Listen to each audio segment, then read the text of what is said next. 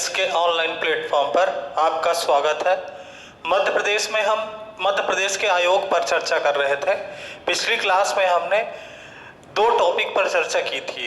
एक डीपीसी जो होती है, डिस्ट्रिक्ट प्लानिंग कमेटी या जिला योजना समिति, उस पर हमने चर्चा की थी। और दूसरा जो टॉपिक था उसमें हम राज्य निर्वाचन आयोग के बारे में चर्चा किए थे। अब देखिए, मध्य प्रदेश के आयोग को हम धीरे धीरे क्या है आगे बढ़ाते हैं। आज हम दो आयोग पर चर्चा करेंगे, विधिवत कंप्लीट चर्चा जो है। एक आयोग हमारा है राज्य वित्त आयोग, उसके बाद हम फिर मध्य प्रदेश लोक सेवा आयोग के बारे में चर्चा करेंगे।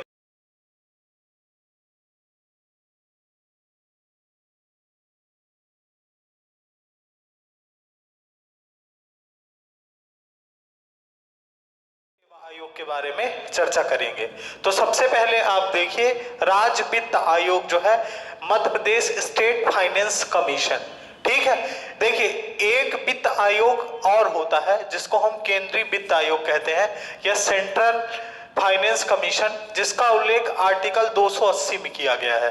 तो ये केंद्र का वित्त आयोग है जो भारत का वित्त आयोग है। इसका काम क्या है? इसका काम यह है कि केंद्र को जो पैसा मिलता है उस पैसे का कितना प्रतिशत हिस्सा जो है राज्य सरकार को देना है, ये सब डिसाइड कौन करता है? ये सब जो है केंद्रीय वित्त आयोग डिसाइड करता है। राज्य वित्त आयोग अलग है, स्टेट फाइनेंस कमीशन जो है ये अलग काम करता है। स्टेट फाइनेंस कमीशन बेसिकली काम क्या करता है कि राज्य के अंदर नगरीय निकाय हैं और दूसरी चीज जो राज्य के अंदर पंचायतें हैं, उन नगरीय निकायों और पंचायतों की आर्थिक समीक्षा करना, उनकी आर्थिक स्थिति को किस प्रकार मजबूत किया जाए, ये सब चीजें देखना। समझ रहे हैं? ये सब काम जो है राज्य वित्त आयोग या स्टेट फाइनेंस कमीशन का है, ठीक है। इस पर देखिए, इस पर हम पूरी डिटेल में क्या है चर्चा करते हैं। सबसे पहली चीज देखिए, जिस प्रकार हमने ये बात की थी कि जो राज्य निर्वाचन आयोग है क्या वह एक संवैधानिक संस्था है कि नहीं है, उसी प्रकार जो हमारा राज्य वित्त आयोग है यह भी एक संवैधानिक संस्था है। क्यों? क्योंकि इसका संविधान में उल्लेख किया गया है। देखिए कहां पर उल्लेख किया गया है संविधान का। जब हमने भाग 9 पढ़ा था उसमें हमने आर्टिकल 243 आई पढ़ा था। आर्टिकल 243 आई जो है वो पंचायतों के लिए बात कही गई थी। और दूसरी चीज, संविधान के भाग 9A में आर्टिकल 243 बाई जो है उसमें नगरीय निकायों के वित्त आयोग के बारे में चर्चा की गई थी, ठीक है। इन दोनों आर्टिकल पर हमने नगरीय निकाय और पंचायतों दोनों पर हमने क्या है चर्चा कर रखी है कि इसका उल्लेख कहां पर किया गया है। तो आपको यह ध्यान रखना है कि आर्टिकल 243 आई और आर्टिकल 243 बाई। आर्टिकल 243 में आई में पंचायतों के लिए वित्त आयोग के गठन की बात कही गई है और आर्टिकल 243 बाई में नगरीय निकायों के लिए वित्त आयोग के गठन की बात कही गई है, ठीक है। तो ये दो पॉइंट क्लियर हो गए। तीसरा पॉइंट ये है कि जो राज्य वित्त आयोग है इसका जो है संविधान में इसमें क्या किया गया था, संशोधन जब किया गया था 73वां और 74वां संविधान संशोधन अधिनियम 1993, उसके तहत राज्य वित्त आयोग का गठन किया गया था। क्योंकि उसमें दो संस्थाओं के लिए राज्य निर्वाचन आयोग और राज्य वित्त आयोग के गठन की बात कही गई थी। और इस संविधान संशोधन को राज्यों के लिए बाध्यकारी बनाया गया था कि राज्य सरकार को यह बाध्यकारी है, ठीक है। इसलिए मध्य प्रदेश ने इस क्षेत्र में सबसे पहले कदम उठाया और मध्य प्रदेश में सबसे पहले राज्य वित्त आयोग का गठन किया गया। 14 जून 1994 को राज्य वित्त आयोग का गठन मध्य प्रदेश में किया गया। राज्य वित्त आयोग अधिनियम लाया गया था 1994 में। उस अधिनियम के तहत राज्य वित्त आयोग का गठन किया गया था। यह बात ध्यान रखिएगा, मध्य प्रदेश राज्य वित्त आयोग अधिनियम 1994 लाया गया था विधानसभा में। उस अधिनियम को पारित करने के बाद 14 जून 1994 को मध्य प्रदेश में प्रथम वित्त आयोग का गठन किया गया। वित्त आयोग का गठन करने वाला भारत का पहला राज्य जो था मध्य प्रदेश था। यह पॉइंट बहुत इंपॉर्टेंट है, ध्यान रखिएगा। पेपर में ये डेट पूछी जाती है कि मध्य प्रदेश में वित्त आयोग का गठन कब किया गया, ठीक है। अब देखिए, मध्य प्रदेश, चाहे किसी भी राज्य की बात हो, मध्य प्रदेश बस की नहीं, जो वित्त आयोग का गठन होता है वो कौन करता है? गवर्नर या राज्यपाल करता है। वित्त आयोग का जो गठन होता है वो गवर्नर या राज्यपाल करता है। और इसका जो कार्यकाल होता है, इसका कार्यकाल तो वैसे राज्यपाल द्वारा निर्धारित किया जाता है, लेकिन सामान्यतः इसका कार्यकाल 5 वर्ष होता है। या देखिए, जो वित्त आयोग होता है, वित्त आयोग का गठन 5 वर्ष के लिए किया जाता है। प्रत्येक 5 वर्ष में वित्त आयोग का गठन किया जाता है, लेकिन ये डिपेंड करता है राज्यपाल पर। राज्यपाल जितने समय के लिए वित्त आयोग का गठन निर्धारित कर देता है, उतने ही समय तक वित्त आयोग रहता है। तो सामान्यतः तौर पर अगर पूछा जाए तो इसका कार्यकाल 5 साल रहता है, क्योंकि इसमें एक अध्यक्ष होता है और 4 अन्य सदस्य होते हैं। तो उनका कार्यकाल अगर पूछा जाए तो 5 वर्ष और 65 वर्ष, 5 वर्ष और 65 वर्ष, मतलब 65 वर्ष की आयु के बाद वो रिटायर हो जाएंगे। ये सब चीजें राज्य विधानमंडल में तय की जाती है, राज्य विधानमंडल द्वारा निर्धारित की जाती हैं। उसके बाद इसमें देखिए, एक अध्यक्ष होता है और 4 अन्य सदस्य होते हैं। ये बहुत इंपॉर्टेंट है। इसकी नियुक्ति व सेवा शर्तें कौन निर्धारित करता है? राज्यपाल द्वारा निर्धारित की जाती है। और सबसे इंपॉर्टेंट पॉइंट यह है कि ये पुनः नियुक्ति के पात्र होते हैं। जो इसके अध्यक्ष होते हैं वो अध्यक्ष पुनः नियुक्ति के क्या होते हैं? पात्र होते हैं। अब देखिए, इसके लिए योग्यताएं कौन कौन सी होनी चाहिए? तो देखिए, अध्यक्ष जो होगा उसको लोक मामलों का अनुभव होना चाहिए। लोक मामलों का या सरकारी चीज का क्या होना चाहिए? अनुभव होना चाहिए। जो इसके 4 सदस्य होते हैं, आप देखिए, इसके एक सदस्य जो होना चाहिए वो हाई कोर्ट का जज रहा हो या रहने की योग्यता होनी चाहिए। दूसरी चीज, इसका एक सदस्य राज्य के लेखा व वित्त का विशेष ज्ञान रखता हो। उसके बाद इसका एक सदस्य वित्त मामलों एवं प्रशासन का अनुभव रखता हो और इसका एक सदस्य अर्थशास्त्र का ज्ञान रखता हो। आप देखिए, जो केंद्रीय वित्त आयोग होता है, केंद्रीय वित्त आयोग के जो सदस्य होते हैं उनके लिए भी यही योग्यताएं निर्धारित की गई हैं। तो सेम वही योग्यताएं यहां पर भी है। एक पहली योग्यता क्या है कि इसका एक सदस्य हाई कोर्ट का जज रहा हो या जज बनने की योग्यता हो उसके अंदर। दूसरा, सरकार के लेखा व वित्त का विशेष ज्ञान हो। तीसरा, वित्त मामलों एवं प्रशासन का अनुभव हो। और चौथा, अर्थशास्त्र का ज्ञान रखता हो। अगर इसके अध्यक्ष या किसी भी सदस्य को त्याग पत्र देना है तो वो त्याग पत्र किसको देगा? राज्यपाल को देगा। इसका मुख्यालय कहाँ है? इंदौर में है। ये क्वेश्चन पिछले साल आया था पेपर में, पीसीएस के पेपर में, कि मध्य प्रदेश वित्त आयोग का मुख्यालय कहाँ है। तो आपको ये बात ध्यान रखनी है, कहाँ है? इंदौर में। मध्य प्रदेश में अभी तक 1994 से लेकर अभी तक क्या है? 5 वित्त आयोग का गठन हो चुका है। ये बात ध्यान रखिएगा, मध्य प्रदेश में अभी तक 5 वित्त आयोग का गठन हो चुका है। इसके प्रथम वित्त आयोग के जो अध्यक्ष थे, प्रथम वित्त आयोग का अगर पूछा जाए कि प्रथम वित्त आयोग का गठन कब किया गया था, तो आपको यहाँ पर डेट ध्यान रखनी है, 14 जून। प्रथम वित्त आयोग का गठन 14 जून 1994 को किया गया था। जो इसके अध्यक्ष थे, इनकी नियुक्ति जो है वो 17 जून, ये बात ध्यान रखिएगा, 17 जून 1994 को की गई थी। इसके अध्यक्ष की नियुक्ति जो है 17 जून 1994 को की गई थी। 17 तारीख को ये मध्य प्रदेश के गजट पत्र में प्रकाशित हुआ था। तो इसके पहले अध्यक्ष ध्यान रखना है, सवाई सिंह सिसोदिया थे। इसके दूसरे अध्यक्ष भी क्या थे? आपके सवाई सिंह, जो आपके सिसोदिया थे। पहले अध्यक्ष भी सवाई सिंह सिसोदिया थे और दूसरी चीज, इसके दूसरे अध्यक्ष भी क्या थे? सवाई सिंह सिसोदिया थे। ठीक है, मतलब देखिए, ये 1994 में इनकी नियुक्ति होती है और 99 में इनको पुनः क्या होता है? 17 तारीख को ही, 17 जून 1999 को इन्हें पुनः नियुक्त कर दिया जाता है। ठीक है, तो ये चीज आपको ध्यान रखना है।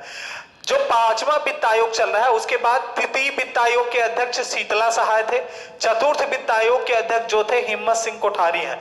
और जो 5वां अभी वित्त आयोग चल रहा है, इसके भी अध्यक्ष कौन है? आपके हिम्मत सिंह कोठारी हैं। तो ये चीज आपको ध्यान रखनी है। पहले अध्यक्ष सवाई सिंह सिसोदिया थे और वर्तमान अध्यक्ष कौन है? हिम्मत सिंह कोठारी है।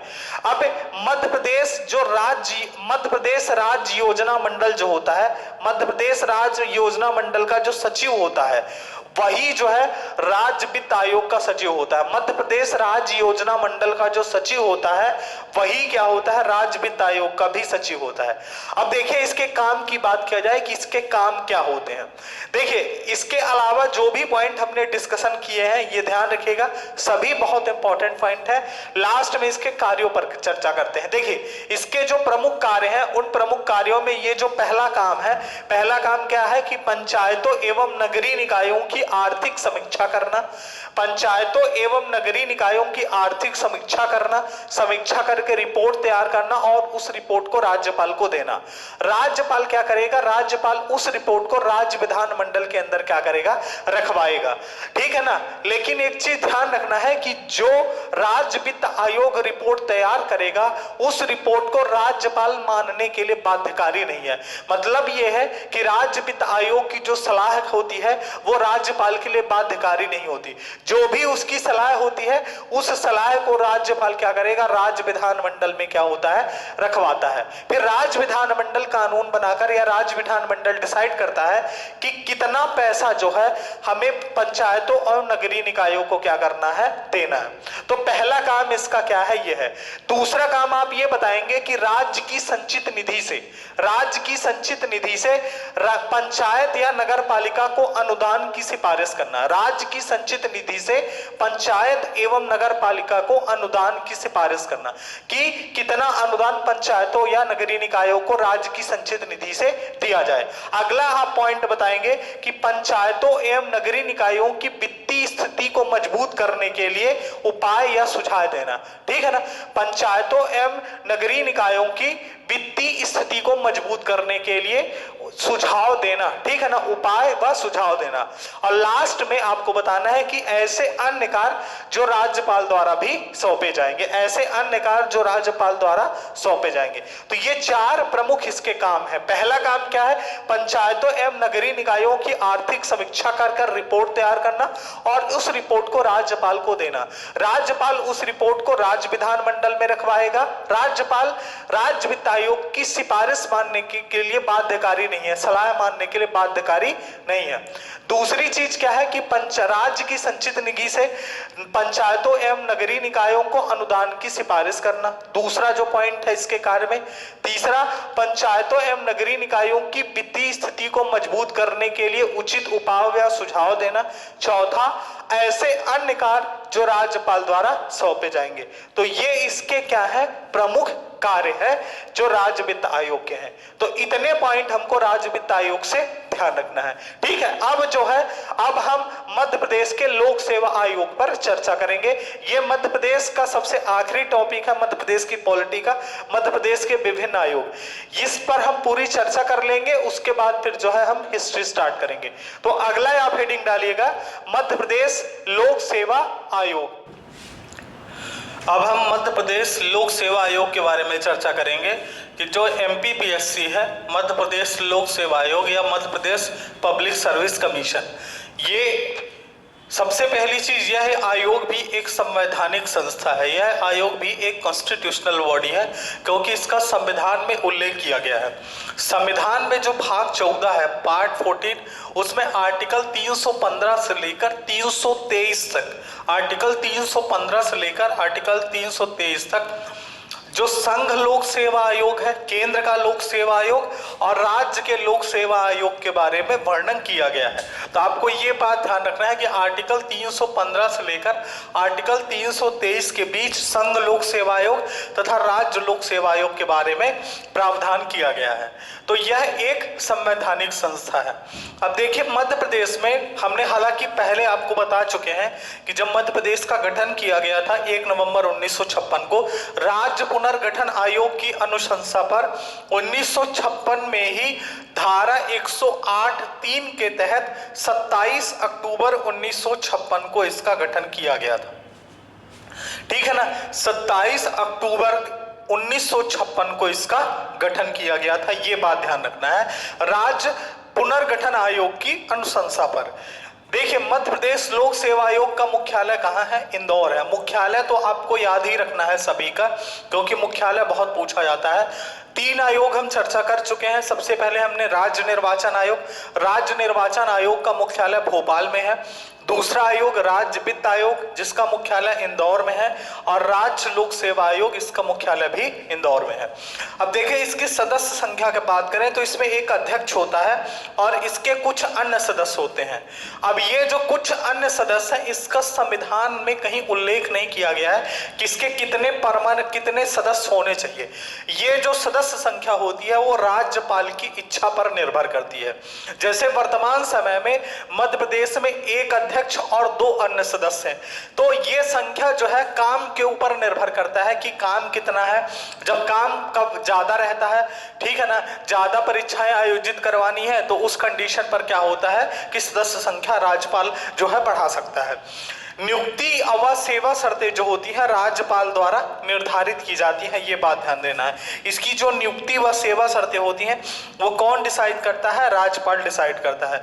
योग्यता क्या होनी चाहिए? देखिए, इसकी कोई योग्यता निश्चित नहीं है कि क्या योग्यता होनी चाहिए, लेकिन एक योग्यता है इस पे, कम से कम उसको 10 वर्ष का प्रशासनिक अनुभव होना चाहिए। कम से कम 10 वर्षों का प्रशासनिक अनुभव होना चाहिए। उसी व्यक्ति को क्या है, अध्यक्ष और अन्य सदस्य पर योग्य समझा जाता है। इनका जो कार्यकाल होता है 6 वर्ष या 62 वर्ष, मतलब अधिकतम 6 वर्ष और 62 वर्ष की आयु पर रिटायर हो जाएंगे।